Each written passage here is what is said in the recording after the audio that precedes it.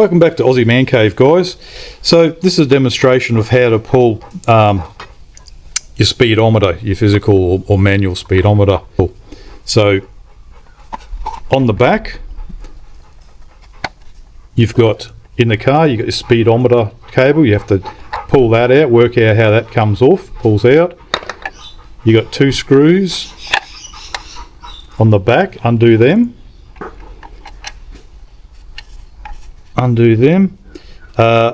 Here you've got little notches, you've got to wiggle that out, then it comes out. Okay, the needle, that gets removed very gently, very steady with that, gets removed.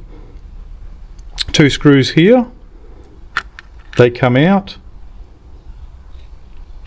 and then you can get to your dials. This one here, if you push down, you'll see it retracts. It releases from this drum of numbers, and you can just dial them to where you want. This drum up here, okay, on the side, there's a pin here, and it goes that way, and you'll see it'll just pop out.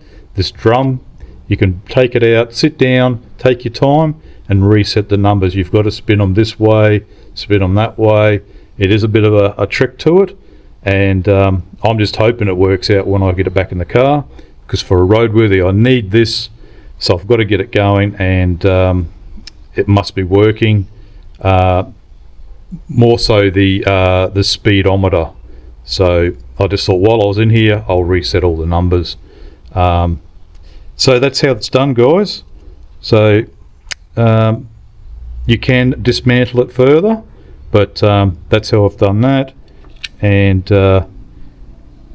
this gently goes back on top, screws go in, needle goes on, and then you put the cover back on, and you're done. Alright, that's just a quick one for today. Happy Christmas, guys, and I'll see you next time on the Aussie Man Cave. All the best, take care.